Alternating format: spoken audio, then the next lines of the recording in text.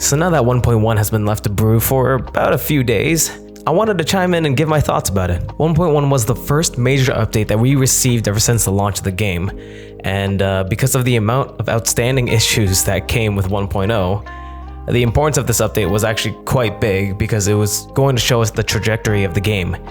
And honestly, I gotta say that there's probably nothing to worry about. If these are the kind of updates that we can expect from Wuthering Waves, this game will be perfectly fine. In fact, I think it'll probably get more popular over time. I've had a good time. If you check out my community post, yeah, I already 100% of the new area, Mount Firmament, and it was a great time. It was great, and the story was fantastic actually. So let's just get to it.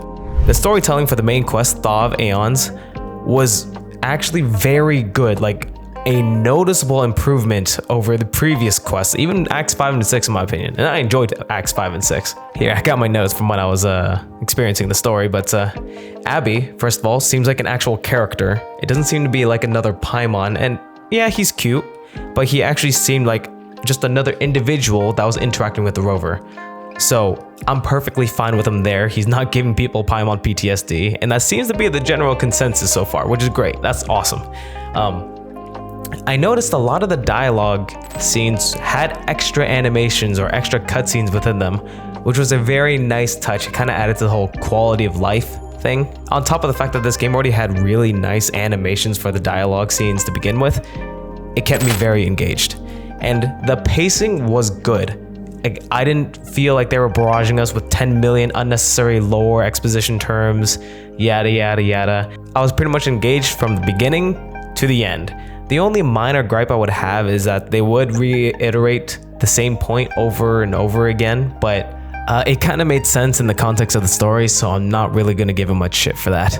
And the new area has been an absolute blast to explore. The new puzzle mechanics like the Chronos Order or the new Clang Bang challenges are really fun. They're a nice change of pace compared to the regular challenges that we had to do, and they're not overly convoluted, so they were fun. Nice, simple, and fun. And they added a lot of red mobs, which are great. I love that they add these because they add a lot of challenge to the overworld, which is nice. It keeps you engaged because, you know, when you're exploring, you're like, oh, that's a red mob. Oh, he's at level 120. Okay, so he'll still 1 or 2 shot me. Okay, that'll be fun.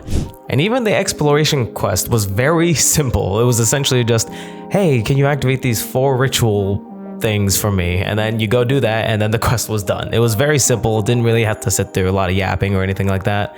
Now, for the new echoes or new enemies, they're all very cool. The chicken's funny. Clang Bang is just a normal mob, to be honest, it's fine. Light Crusher, I know I'm going to hate in the tower because he runs away for 10 million years.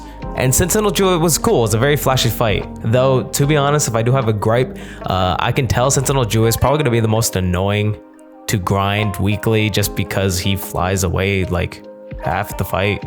But, you know, whatever. And what with the quality of life? Dailies are noticeably easier to do now because, you know, one of the objectives is just use your wave plates, which if you aren't, wow, you're crazy. You know, the enemy that I hate, Light Crusher, that I just mentioned, he's actually only a spectral echo drop, which makes it super easy to farm for the Celestial Light set. I really hope they do this more in the future, especially for Electro, because for some reason Electro only has 2 cost 3s that can be 2 other sets. Like, why would you do that? Oh, and they fixed the stupid controller wheel glitch where if I choose guidebook, it would also set the grapple. I was like, no, that means if I do anything else, it's gonna unset my grapple, which made the grapple super unreliable. Thank God they fixed that. Oh, and the music?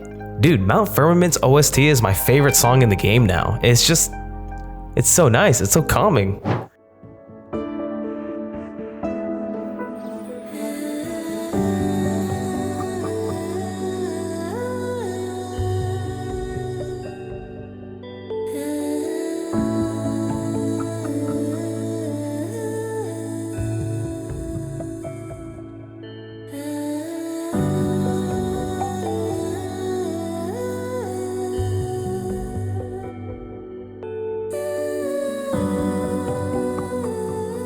And and this actually surprised me big time. After the initial cutscene of the main story quest, I actually decided to switch to English dub because I was curious.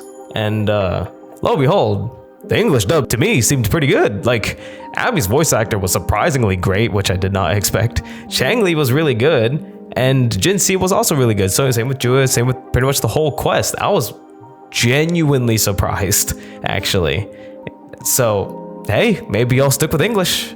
Hopefully. I do like sticking to English usually. Blood and scales here. She is likely teetering on the edge of overclocking now. We are running out of time. So, in terms of events, they were alright. They pretty much just incentivized you to actually explore Mount Firmament. So, of course, I've done them too. They're very simple events, but hey, good rewards, ain't gonna complain. Obviously, the highlight of the update is the new region. So it makes sense to have events just to kind of accommodate that, to associate with it. One thing I am missing right now, and I'm surprised they didn't release it right away, is the Depths of Elusive Realm. They talked about these new features like tokens and symphony rank, and I'm really interested to see what they're doing with that, because I like the mode. I like Simulated Universe from HSR, so I've been waiting for that, but they decided to not release it right away, which is unfortunate. And we still have more stuff coming, like Changli's Immortal Blaze quest isn't available yet. There's this one quest in Mount Firmament called Lures from Beyond Ranges or something like that, that isn't available yet, but you can 100% the area without doing it. It's a little weird. I wonder when they're gonna add that, or if it's just a daily thing, I'm not sure. Oh, and obviously rewards have been plenty. We're getting like 30 or 40 polls on July 4th, which is in 3 days is the time of recording. So that'll be nice, that'll be really fun. And they let you trial both Jinhsi and Changli in the story quest, and I pulled for Jinhsi, God, hoping I can get Changli too, but you know, chances are looking slim. And both of their kits are super interesting, which I like. The characters that they're releasing don't seem to be basic, they seem to be making them more intricate, which to me is a good thing, because they make it more fun to play, because you gotta think more as you play. And if these are the kind of kits that we can look forward to, that makes me extremely excited for future character releases, not just for design and animations, but also just for fun. But yeah, I just kind of wanted to get my thoughts out there. I don't see a lot of people actually talking about the state of the game after 1.1, and I think we're doing great. I think it's doing fantastic. So yeah, see ya.